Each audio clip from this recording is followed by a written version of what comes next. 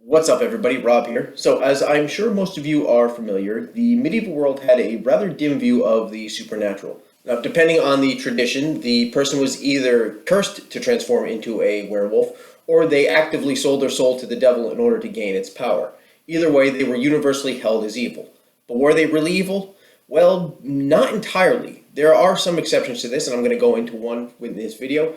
And now, this is a rather interesting historical anecdote that I got when I was taking my master's history classes. And it's just something that I always thought was fascinating, and I'm here to talk to you about it real quickly. So here we are. This is a brief, very brief look at the Hounds of God. Oh, and just as a note, there isn't too much artwork about the Hounds of God specifically, so I'm just going to put up random medieval and early modern depictions of werewolves. What you see on the screen is not really a depiction of the Hounds of God and what I'm going to be describing. Just letting you know. So, in the late 1600s, officials in the Swedish province of Livonia, which is along the Baltic coast up north, I think it's Russia nowadays, in any case, they had before them an 80-year-old man who claimed to be able to transform himself into a werewolf. Now, unlike the traditional view of werewolves, however, this man named Theis claimed the ability was a gift from God in order to fight against witches and demons. He then told his judges the entire story. Now, I'm not going to go into the back and forth of the questioning. The judges ask this question, then Theis responds this way and back and forth. I'm just going to tell it in a straight narrative, just so you know that this was actually, this was part of a court record, so just keep that in mind. To start with, the question came up is how one became a werewolf. Now, again, traditionally, like I said earlier, normally it would either be the person actively selling their soul to Satan in order to gain power, or this person had a curse put on them. Theis had a different take. First off, he initially claimed that one simply put on a wolf pelt and they became a werewolf, simple as that. He was then questioned a bit later about this, and he changed his story to say that one had to be toasted with a drink by someone who already was a werewolf, in essence inheriting their powers. The werewolf would breathe into a mug 3 times and say, "You will become like me." The recipient would then drink the drink that was offered to him by the werewolf and become a werewolf himself. Only those who wished to become a werewolf would go through the process. It was completely voluntary. Also, it seems pretty straightforward. Not too much ritual was involved in this. Theis then went on to state that on 3 nights a year, St. Lucia's Day, on the night of Pentecost, and on St. John's Day, they would transform their bodies into that of wolves, where they would, I guess you can say, warm up, so to speak, get into the zone maybe, however you want to look at it, by devouring local livestock, though they would still be in human form at this point. I guess they were just focusing themselves, trying to, become the wolf or something like that. You got to warm up, you don't want to just rush into these things. Well, once they were finished devouring some poor farmer's livestock, they would complete the transformation and go to a land beyond the sea. And I'm very tempted to put some Bobby Darin on, but I'm going to resist. In any case, there they would find an entrance to hell itself, where they would descend into the underworld. And there they would do battle with Satan and his minions, particularly witches and sorcerers. The witches would then chase the wolves around with iron bars, striking at them. Okay, now the obvious question is, well, why would you do this? Well, Theis explained that the witches had stolen grain and other food from the local community and taken it into hell. The werewolves were simply on a recovery operation, a snatch and grab mission to recover the food. If they failed, the next year's harvest would be bad and people would starve to death. If they succeeded, they would have a bountiful harvest the following year. So in my moderately educated opinion, it would seem that the whole werewolf mythos here in this particular case was somewhat of I guess you can say a fertility ritual. At least as connections to that, possibly some earlier pre-Christian fertility rite of some kind, but yeah, there you go. Any case, Theis went on to explain that, or when asked, he explained that when the werewolves died, they would be taken to heaven as a reward to their service for the Almighty. The judges seemed pretty confused by this, saying, well, werewolves are condemned to hell, and Theis said, no, we are the Hounds of God. And we are, servants of the Almighty. The judges were less than impressed by Theis's piety and sentenced him to 10 lashes.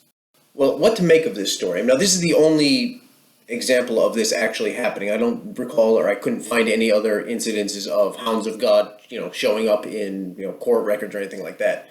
But, what to make of this sort of thing? Well, it seems to be this is a case of folk beliefs from a pre-Christian era mixing with the Christian faith. Now, virtually every culture has shapeshifters, human-animal hybrids, or something of that nature. I mean, it's commonplace in, in European cultures, in African cultures, Pacific Island cultures, Asian cultures. It's all over the place. Native American cultures have it. Everybody has it. It's common everywhere, and they're not necessarily evil. They are evil in mainline Christian traditions, of Western Europe and such, but overall, they're really not necessarily seen as evil. So this is probably a holdover from pre-Christian pagan times, which was incredibly common throughout most of European history. For example, things like the Christmas tree. Well, the Christmas tree is a Norse pagan symbol, but it was adopted by Christianity. Yes, it was Yule, not Christmas, but yeah, you get the idea.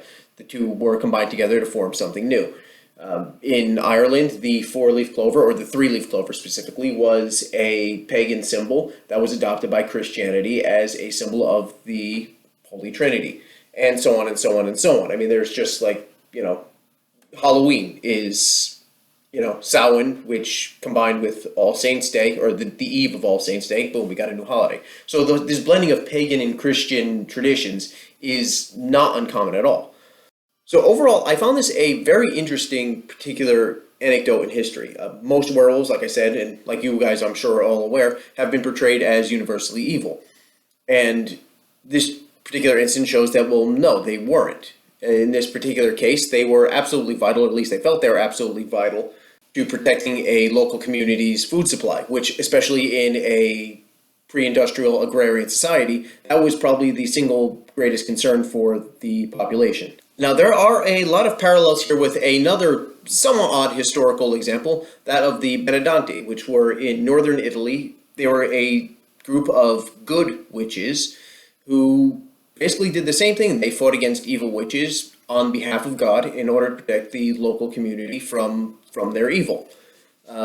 The argument being, once again, that these are holdovers from previous pre-Christian traditions that have blended with Christianity to form something new entirely. And it does go against the grain of traditional Christian teachings, so werewolves being good, witches being good, but, there you are. Folk beliefs often don't really care that much for what mainline Christianity has to say.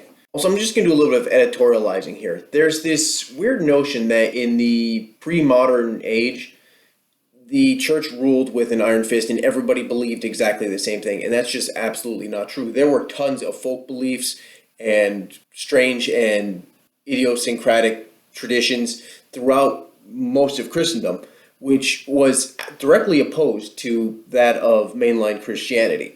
Christianity is by no means a monolith in its belief system, and even though there are members who say are all Roman Catholic necessarily, or all Lutheran, or all Orthodox, or all whatever their denomination is, there are tons of regional and local variation. So that's something you should keep in mind whenever there are discussions about Christianity or culture in a European setting. There are tons of local variations, and not all of them necessarily agree with mainline views and mainline thought. So that's it for this video. It's a very brief one. There's really not much to talk about here. If you are interested in this subject a bit more, especially about the Benedanti, I highly recommend the book The Night Battles by Carlo Ginzburg. That was the book that I had to read during my popular culture in the early modern period for my master's history degree. It's one of the few books that actually I somewhat regret selling back. It was pretty interesting. But in any case, check that out if you're interested in that sort of thing. Anyway, new videos will be coming out whenever I get around to it. Should be a little bit more extensive than this one. This is just something interesting I thought I'd put out there. Hit the like and subscribe button, and I will see you next time. Have a good day. Or don't. You're adults. Have any kind of day you want. See ya.